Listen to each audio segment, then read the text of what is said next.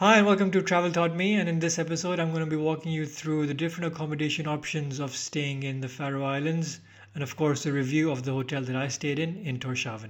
So, in terms of accommodation options in the Faroe Islands, there are a few different options because there are about 17, 18 different islands within the Faroe Islands.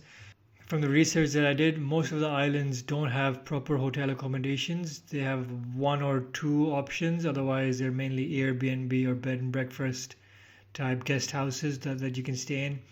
I personally prefer to stay in a hotel, but depending on your taste, feel free to try out the different options, especially if you plan to do a lot of different things and if you're there for a longer period of time. You can try staying in different places on the island. But I decided to stay in the capital city of Torshavn and use that as the base to go around the rest of the Faroe Islands, just because our trip was a short trip for 3 days.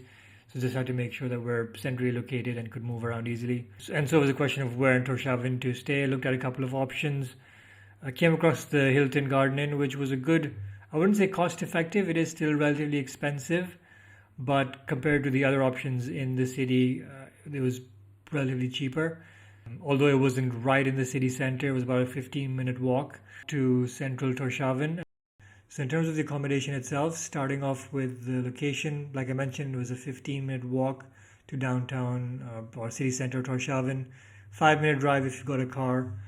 There was parking available for free on site, obviously, but also in most places in Torshavn you will find parking. Some of the options are paid parking, so you just need to keep an eye out for that.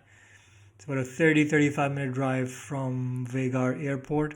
So location-wise, I think pretty good. Not a 10 on 10 because it's not right in the city center, but a good solid 8 on 10. The rooms itself were very nice, very spacious. But the best thing about the room were the views. But I think that's the case for anywhere in the Faroe Islands. The views from anywhere would be phenomenal. Very good views, decent sized room, so nothing to complain. Not spectacular, but for me again another solid 8 on 10. And finally, food options. So in terms of breakfast, which was included as part of the package, decent options. Again, nothing extraordinary. You had your waffles, pancakes, omelets, eggs, cheese, bread, all the basic stuff. Nothing too extravagant, but pretty decent. Probably another 7.5, based on my rather scientific ratings. Didn't try the rest of the meals at the hotel just because was out hiking and wanted to try other options in and around the Faroe Islands. But the one thing that I did notice was timings for the restaurant for lunch and dinner. Post lunch, the cafe used to close at around 2:30 in the afternoon, and similarly, the restaurant dinner time would end by around 8 o'clock. So you just need to make sure that you plan accordingly and you're ready for. And that you're ready early for your meals. Otherwise, if you leave it too late, then you might miss out.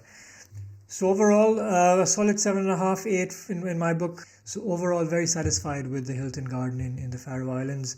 Nothing too spectacular, but overall very comfortable, good facilities, relatively decent location.